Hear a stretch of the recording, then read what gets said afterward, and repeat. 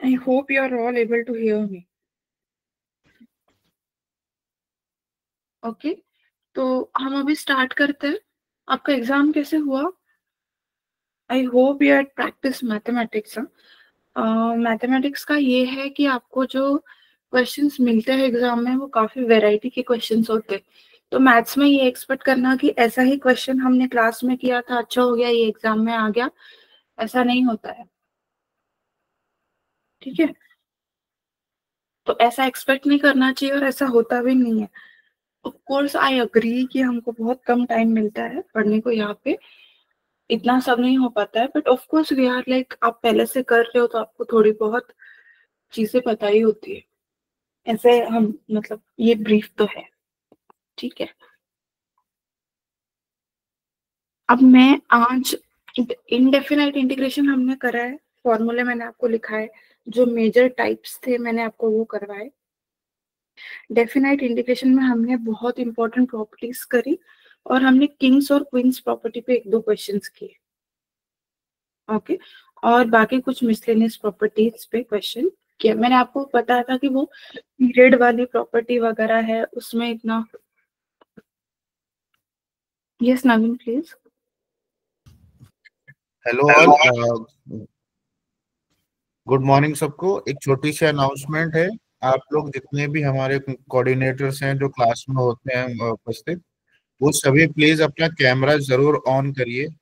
आज से camera on करना कंपलसरी कर दिया गया है, क्योंकि क्लासेस में जो जो भी डिस्टरबेंस होती है उससे काफी ज्यादा दिक्कतें हो रही हैं टीचर्स को, हमें भी। तो प्लीज अपना कैमरा ऑन जरूर रखिए। आज और कल के लिए थोड़ी सी छूट है, अदरवाइज कल के बाद भी कोई कैमरा ऑन नहीं करता है तो उसको क्लास से एग्जिट कर दिया जाएगा। प्लीज अपना कैमरा जरूर ऑन रखिए, जिस भी डिवाइस से आप लॉगिन है, फोन से या लैपटॉप से। No camera available. अच्छा, कौन से डिवाइस से सिस्टम से आप अवेलेबल होंगे?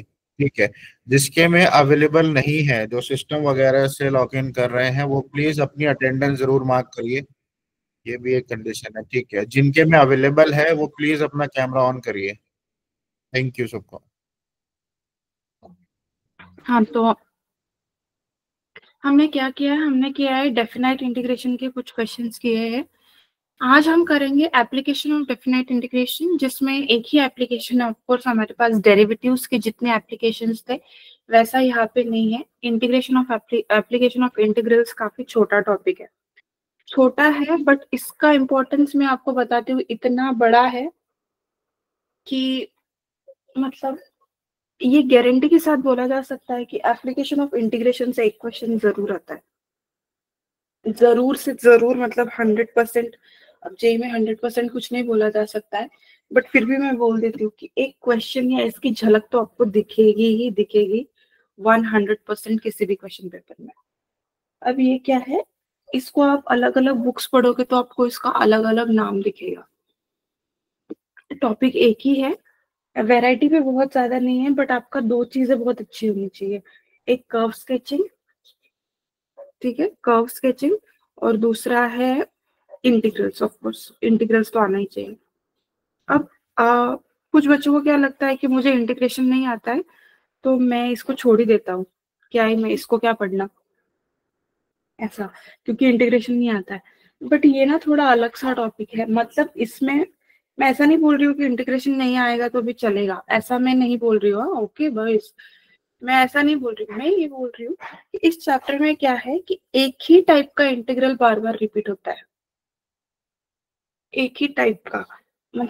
मतलब इंटीग्रल्स का बहुत ज्यादा वैरायटी आपको आएगा तो ही एप्लीकेशन ऑफ इंटीग्रल आएगा, ऐसा नहीं है। तो ये टॉपिक किसी को छोड़ना नहीं चाहिए, किसी को नहीं छोड़ना चाहिए। एक तो ऐसे बहुत कम टॉपिक होते हैं जिनकी गारंटी होती है एग्जाम में आने की, पहली बात ये। दूसरी बात, एक सबसे वो बहुत बड़ा वास्ट टॉपिक नहीं है, दूसरी बात ये। तीसरी बात कि जो सबसे हमको टफ लगता है इंटीग्रल, वो है उसका एप्लीकेशन, बट वो बिल्कुल ही यूज ही होना चाहिए ऐसा नहीं। मतलब यूज मतलब एकदम एक्सटेंसिवली यूज होना चाहिए। अभी मैं दो तीन क्वेश्चंस लूंगी तो आपको पता चलेगा कि लगभग उसी टाइप के इंटीग्रल्स बार बार रिपीट होते हैं। अच्छा, सब लोग ऑन कर रहे हैं कैमरा, वेरी गुड यार। बहुत अच्छे दिख रहे हो आप लोग यूनिफॉर्म में, इतना सुबह सुबह आ जाते हो, आना भी चाहिए, 12th में हो तो ठीक है, but good, good to see you. I can see MTS Sangur, and then I can see Lovprit Kaur. I don't know which school this is.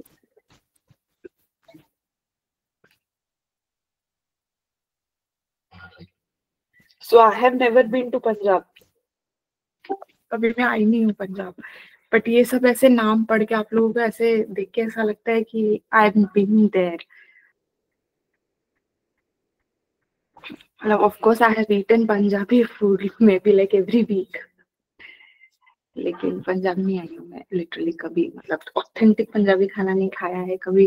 Punjabi लोगों से इधर मिले बट वहां पे आके नेवर बीन देयर, बट ऐसे सब नाम लेते हैं बार बार बार बार, तो लगता है कि या कुछ तो देखा है। Maybe will meet. Okay so let's start. Okay तो ये सारा इंटीग्रल्स है, ये आप प्रैक्टिस कर लो। ये प्रॉपर्टीज के इंटीग्रल्स है, मैं आपको एप्लीकेशन 1 मिनट जरा, अगर एप्लीकेशन मिलता है मुझे स्लाइड तो I will go for application का slide. Just give me 1 minute.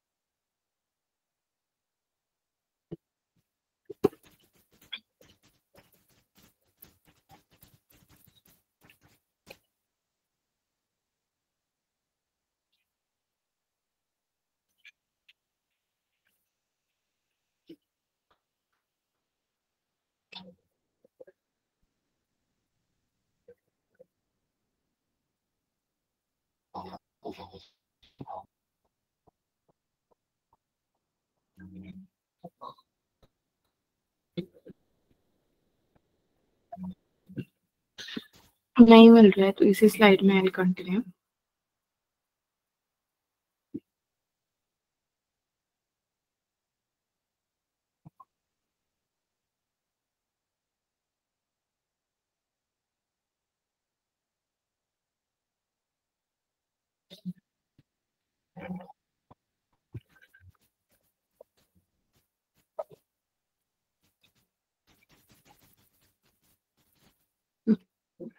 सो यहाँ पे देखते हैं, मैं आपको समझाती हूँ।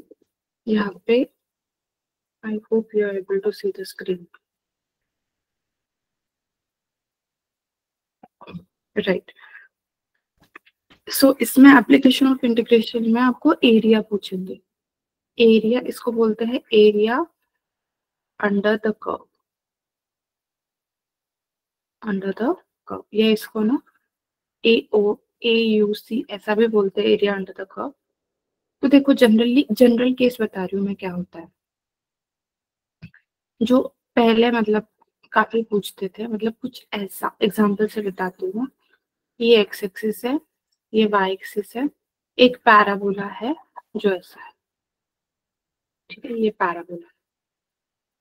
तो इस पैराबोला के बीच में, ओके, और इस एक्स एक्सिस के बीच में, इस पैराबोला के बीच में और एक्स एक्सिस के बीच में क्या एरिया, मतलब ये एरिया का स्पेशलिटी क्या है बच्चों, अगर उसने ये बोल दिया area between curve and x axis, तो काफी क्लियर हो जाता है कि ये कर्व, मतलब एरिया की बाउंड्री क्या क्या होनी चाहिए, ये कर्व होनी चाहिए और एक्स एक्सिस होनी चाहिए। अगर ये कुछ पी अमाउंट ऑफ एरिया आता है तो ये भी पी अमाउंट ऑफ आएगा, क्योंकि ये सिमेट्रिक डायग्राम है। लेकिन अगर ऐसा बोला जाए एरिया अंडर द कर्व, तो यहाँ पे बच्चे बोलते हैं कि ठीक है area under the curve, but इसका क्या मतलब होता है कि इस एरिया की सारी बाउंड्री कर्व ही हो, तो ये पूरा एरिया चाहिए, ये पूरा एरिया चाहिए। जैसे ये कुछ डायग्राम है, कुछ ना कुछ तो हो गए। तो यहाँ से अगर ये पॉइंट है कुछ ए और ये पॉइंट है बी, तो मुझे ए और बी के बीच में area between the curve and x axis, मतलब एरिया अंडर द कर्व चाहिए। ठीक है, तो इसको मैं कैसे लिखूंगी इंटीग्रल्स के टर्म में? इसको लिखेंगे ए से लेके बी। अगर ये कोई भी y equal to F of x है तो हम लिखेंगे f of x d x, f of x d x. कहां से कहां तक? ए से लेके बी तक। So this is the area. Okay, now बच्चे कई बार मुझसे पूछते हैं कि मैम एरिया तो एरिया है, जैसे ये 2 स्क्वायर मीटर अगर आ गया तो मैं ए से लेके बी क्यों लिखना चाहिए? बी से लेके ए भी लिखेंगे तो एरिया तो वही आ जाएगा। तो वो बोलने वाली बात तो सही है। एरिया क्या होता है? इसका मॉड होता है। आपको भी पता है एरिया नेगेटिव तो नहीं हो सकता, बट ये जनरल रूल क्या है?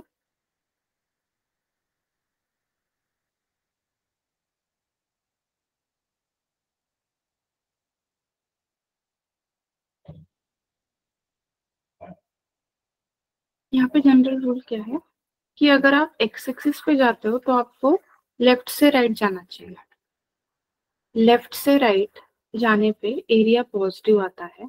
अगर वाई एक्सिस पे जा रहे हो, वाई एक्सिस पे भी हम जाते हैं, जैसे कुछ एरिया ऐसा रहा तो हम ऐसा भी लिखते हैं, integral suppose this is C to D, so C to D F of Y D Y. ठीक है,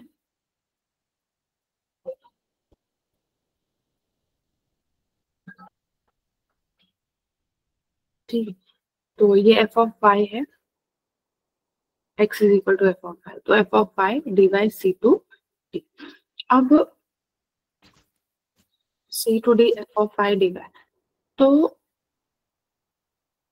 मतलब एक्स एक्सिस पे लेफ्ट से राइट जाना चाहिए और वाई एक्सिस पे नीचे से ऊपर जाना चाहिए, तभी पॉजिटिव आता है। क्या होता है अगर नेगेटिव आएंगे तो नेगेटिव आएंगे तो अगर राइट से लेफ्ट आएंगे तो नेगेटिव आ जाएगा, फर्क कुछ नहीं पड़ता है, बट आपको इसको मॉड डालना पड़ेगा तब आपका एरिया पॉजिटिव आएगा। ठीक है, अब हम कुछ क्वेश्चंस करते हैं, तो मैं क्वेश्चंस के साथ साथ आपको समझाती हूँ। सिंपल क्वेश्चंस करते हैं, फिर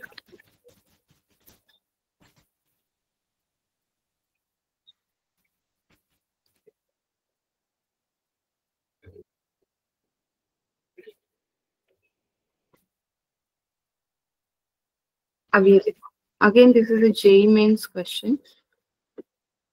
ईयर नहीं दिख रहा है मुझे, दिस इज द क्वेश्चन, आप कैन सी तो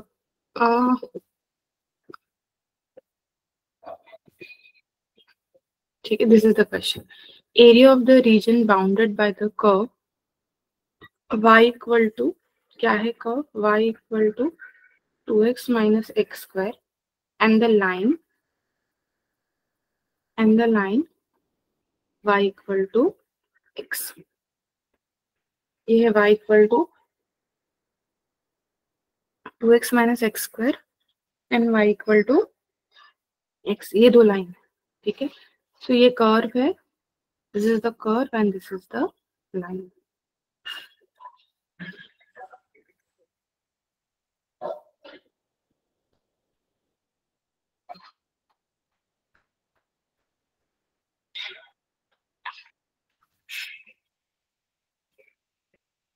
ठीक है, ये कर्व है, ये लाइन है।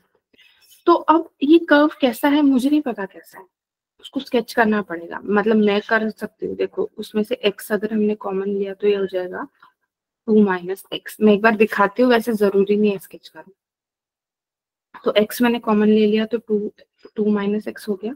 तो इसके रूट्स क्या है? x इज इक्वल टू 0 और x इज इक्वल टू 2। तो मतलब कुछ ऐसा यहाँ से पास करेगा और यहाँ से पास करेगा ये कर्व, और क्वाड्रेटिक है और डाउनवर्ड पैराबोला है, तो ऐसा है। बट भाई जरूरी नहीं है कि कर्व आना ही चाहिए। हाँ, हाँ जरूरी नहीं। तो ये हो गया। बट ये सिर्फ इसका बात हुआ, हमको किसके साथ इंटरसेक्शन चाहिए, y इक्वल टू एक्स, तो मैं y इक्वल टू इस कर्व में डाल देती हूँ।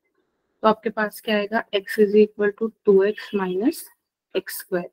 तो अगर मैं दोनों एक साइड ले लूँ तो ये हो जाएगा minus x square plus 2x, ये भी x इधर आ गया, माइनस एक्स इक्वल टू 0। तो ये कितना हो गया, minus x square plus x equal to 0। तो ये कितना हो गया, minus x square equal to minus x, तो ये प्लस हो गया। तो इसको देखो कैसे लिख सकते हैं, x into x is equal to x, तो एक्स कैंसिल हो गया और एक्स इज इक्वल टू 0। मतलब ये ना कुछ ऐसी डायग्राम्स होती है, ठीक है, इसको नोट्स बोलते हैं, बट वो आप छोड़ दो। ड्रॉ नहीं, मैं वही बोल रही हूँ कि इस क्वेश्चन में ड्रॉ नहीं करोगे फिर भी चल जाएगा। तो ये आपको कहाँ से कहाँ तक आया, 0 से लेके 2 तक, ये लिमिट्स कहाँ से कहाँ आई, 0 से लेके 2 तक। और y dx कितना है,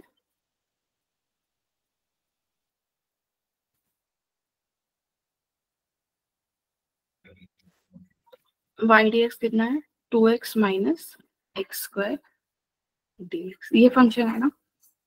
इसको सॉल्व करोगे तो जो आंसर मिलेगा वो इसमें से एक आ जाएगा, ठीक है। अब मैं ना थोड़ा इजी क्वेश्चन लेती हूँ आपको समझाने, बट मुझे ऐसा लगता है कि समझाने तो आपको तो पहले आता ही है, राइट, ये सब चीजें। I think already you know this. ऐसा कितने लोग बता सकते हैं कि पहले से आता है क्या, ताकि मैं क्वेश्चन डिसाइड कर पाऊंगी फिर।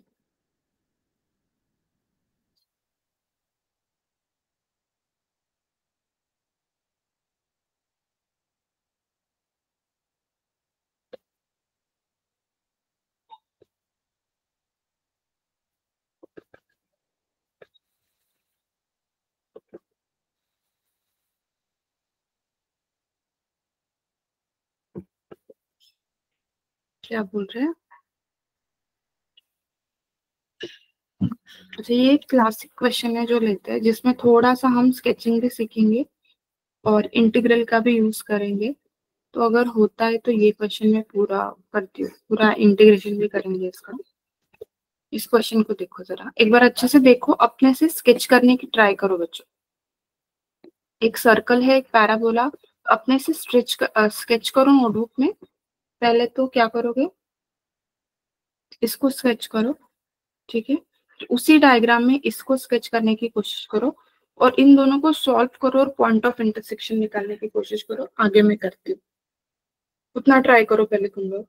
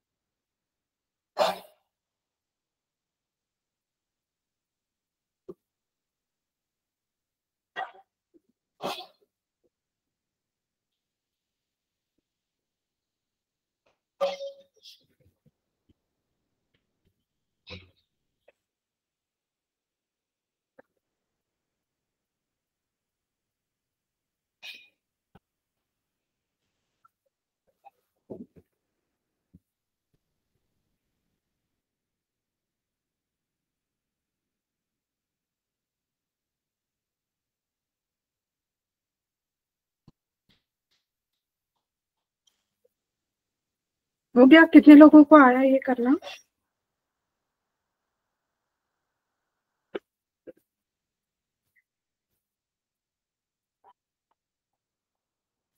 मैं कर देती हूँ। अच्छा, बहुत लोगों को आया, वेरी गुड। तो ये तो एक सर्कल है जिसका सेंटर क्या है? सेंटर इज 0,0 और रेडियस क्या है? Radius is 6। और ये क्या है? पैराबोला है जो किधर ओपन हो रहा है? राइट को। तो this would look something like this. ये सर्कल होगा जिसका ये पॉइंट कितना होगा? 6,0, 0,6। और ये पैराबोला है।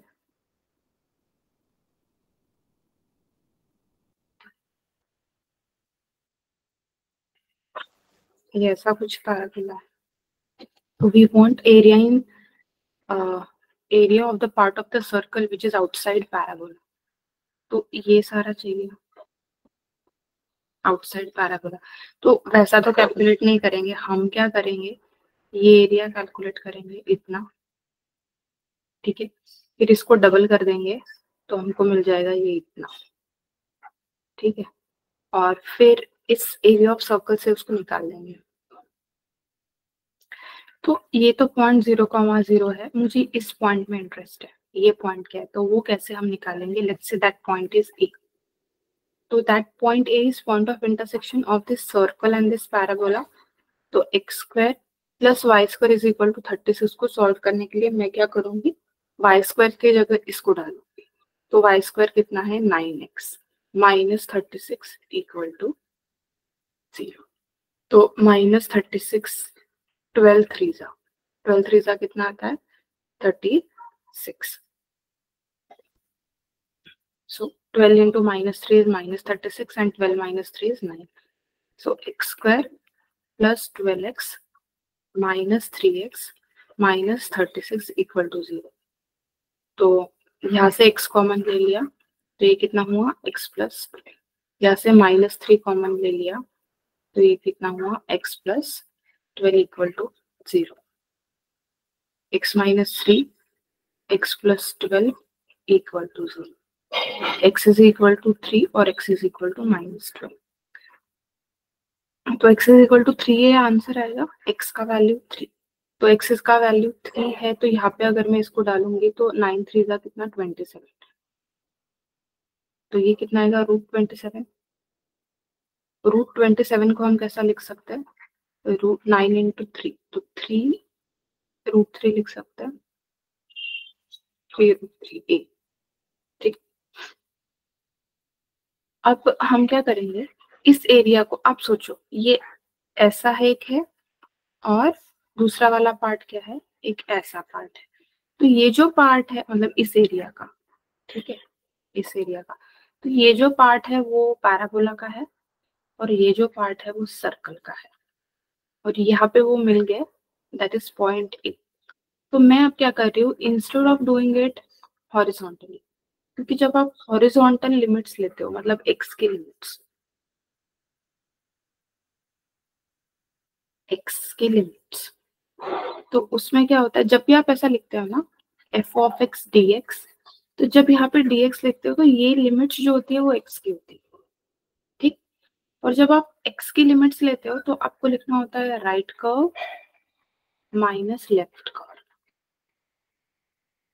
सॉरी x की लिखते हो तो आप लिखते हो upper curve minus lower curve. Okay, ये लिखते हो आप। तो दिक्कत क्या है? बहुत अच्छे से समझने की कोशिश करो मैं जो अभी बोल रही हूँ, कि यहाँ तक, इस ए तक अपर कर्व कौन है? पैराबोला। तो पैराबोला और नीचे का कर्व कौन है? X axis. तो parabola minus X axis, parabola मतलब मुझे यहाँ तक क्या लिखना पड़ेगा? इसका एरिया मुझे अगर लिखना है तो 0 से लेके 3 तक ठीक है, अपर कर्व कौन है? पैराबोला। पैराबोला कौन है? 3√x dx, ऐसा लिखना पड़ेगा क्योंकि upper curve minus X axis तो 0 ही होता है। प्लस 3 के आगे 6 तक अब अपर कर्व कौन है गाइस? अपर कर्व कौन है? सर्कल। तो सर्कल के लिए x लिखना मतलब मुझे यहाँ पे लिखना पड़ेगा 36 minus x square by root dx। मतलब यहाँ से मैं अगर y की वैल्यू निकालूंगी तो 36 एक्स स्क्वायर को उधर भेज दिया एक्स स्क्वायर, और ये है वाई स्क्वायर, तो स्क्वायर रूट ले लिया ऐसा। तो ये काफी लेंदी दिख रहा है मुझे।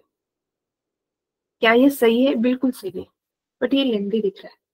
अगर हम वर्टिकल लिमिट्स लेते हैं, मतलब y की लिमिट्स लेते हैं, तो आपको क्या करना पड़ता है? इस केस में करना पड़ता है right curve minus left curve. यहाँ पे क्या करना पड़ता है? Upper curve minus lower curve.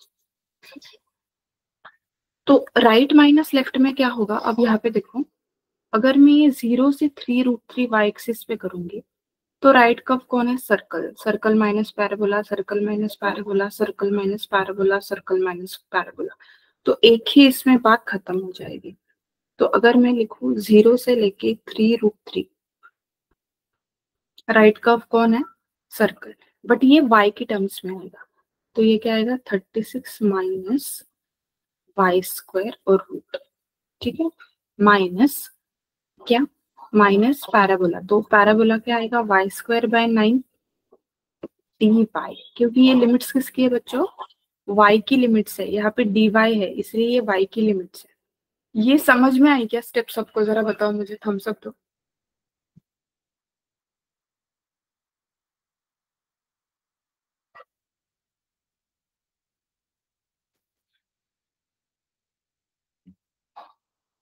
ये स्टेप काफी इंपॉर्टेंट है। अब इसके आगे देखो इंटीग्रेशन आता है, वो तो इंटीग्रल कर ही सकता है, बट ये स्टेप समझना। देखो जो पहले मैंने किया वो गलत नहीं है, बट उसको आपको 2-2 बार लिमिट्स डालनी पड़ेंगी। That is also okay, but थोड़ा लेंथी दिख रहा था, तो दोनों वेज में बताना चाह रही थी।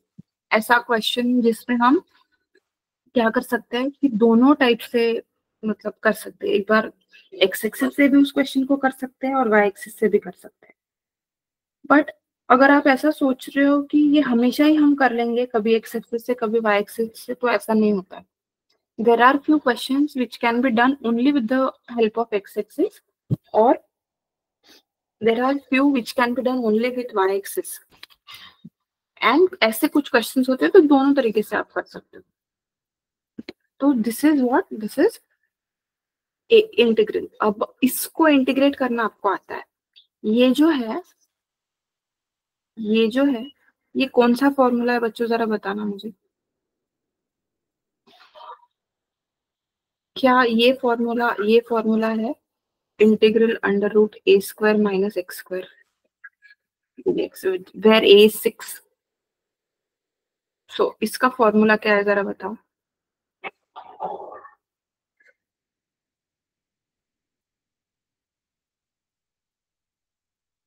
Is it 1/2a under root A square minus x square plus 1/a sine inverse X by A plus सी?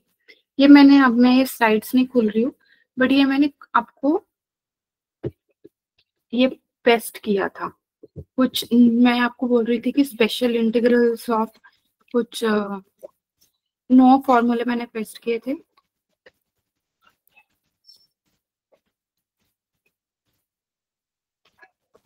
आया ना?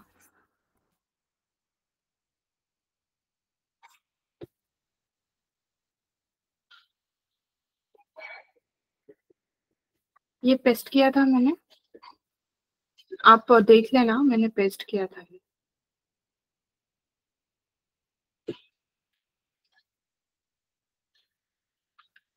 ठीक है, तो x/2, x यहाँ पे कितना है? मैं सिर्फ इसका लिख रही हूँ, सिर्फ इसका। अब इसका इंटीग्रल तो आपको आता ही है, और यहाँ पे मैंने x लिखा, इसका मतलब वो वेरिएबल x है, हम इसको y में भी लगा सकते हैं।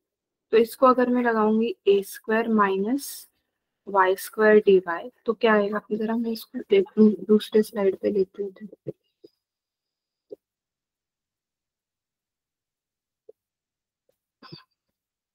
क्या आया था वो, 0 से 3√3 36 माइनस वाई स्क्वायर, 0 से 3√3 6 square minus Y square d y minus Y square by 9 d y, ये सब चल रहा है। अभी इसको लगाते हैं, इसको क्या लगा रहे हैं हम इसको लगा रहे हैं √a² minus x square integrate equal to, ये क्या होता है x/2 √a² minus x square, यहाँ पे क्या होता है प्लस होता है ना, a²/2 साइन इनवर्स x/a। तो वो अभी लगाते हैं, तो क्या होगा x मतलब कितना है y, y/2 √6 square minus Y square plus a square which is 36/2 sine inverse x कितना है y/a विच इज 6। क्या गया इसका -1/9 वैसा ही रहेगा।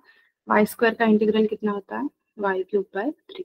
लिमिट्स कहाँ से कहाँ जा रही है, 0 से लेके 3√3 तक लिमिट्स जा रही है। ठीक है, तो ये मिलके कितना हो गया, अभी अपर लिमिट डालते हैं, तो हो गया 3√3/2, रूट के अंदर 6 माइनस 3√3 का स्क्वायर कितना होता है 3 स्क्वायर 9, 9 3 27।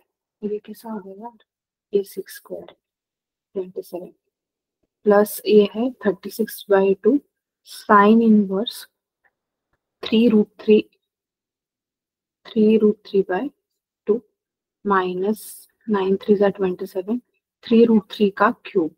सो स्क्वायर तो 27 होता है इंटू 3√3, -0 डालेंगे तो सब 0 ही हो जाएगा क्योंकि यहाँ y है, साइन इनवर्स 0 इज 0 और यहाँ y है, तो 0 डालने से 0 ही हो जाएगा। तो ये कितना आ रहा है 3√3/2 इंटू 36 माइनस 27 कितना आता है √9 कितना होता है 3 प्लस दिस इज 36/2। अरे ये 6 था ना, तो ये 3√2 हो जाएगा, तो ये कितना होता है 5/3 माइनस ये 27 गया, तो ये कितना हो गया 3√3। This 3√3 can be taken common. So 3√3 3/2 minus 3.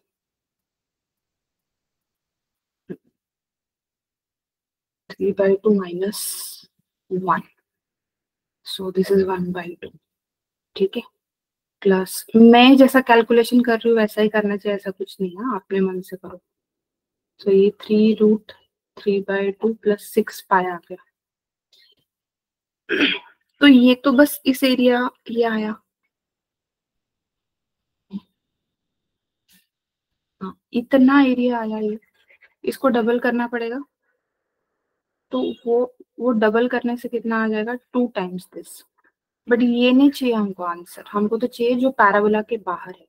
तो एरिया ऑफ सर्कल क्या होता है πr², रेडियस कितना है 6, सो ये हो जाएगा 36 माइनस 3√3/2 इंटू 2 माइनस 12 ठीक, तो ये तो गया, तो 36 माइनस 12 कितना होता है रे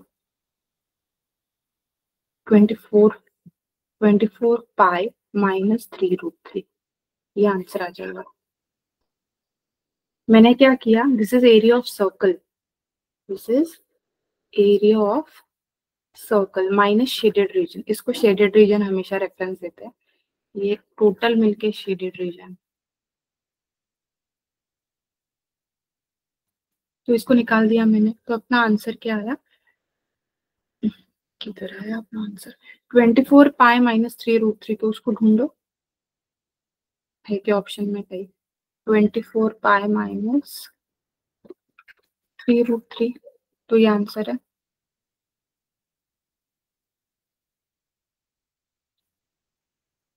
ठीक है, तो ये आंसर है, क्या हो गया इसको वोट को, ठीक है एनीवे यही आंसर है। मुझे बताओ कितने लोगों को ये समझ में आया।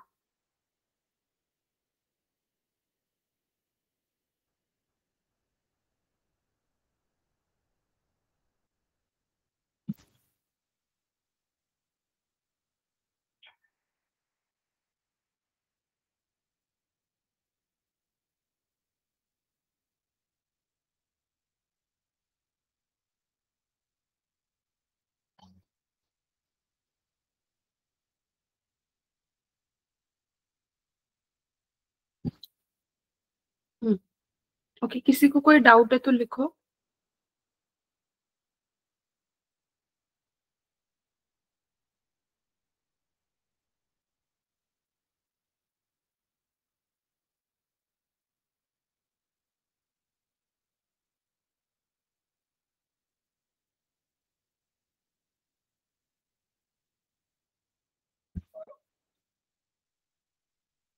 कोई डाउट है इसमें? लास्ट स्टेप कैसे किया ऐसे सब? ठीक है, तो ओके, तो मैंने जो बोला था आपको,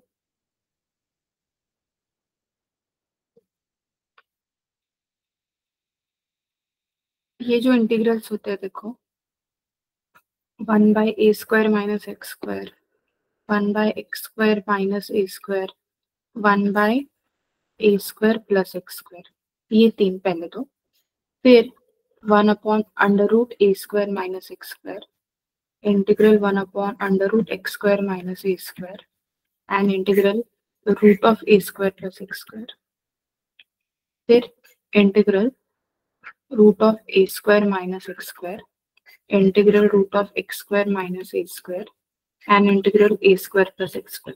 ये all 9 formulas, please learn this integrals। बहुत ज्यादा इंटीग्रल ये इंपॉर्टेंट है अगर आपको एरिया अंडर द कर्व का क्वेश्चन सॉल्व करना है तो, इसके बिना होगा ही नहीं।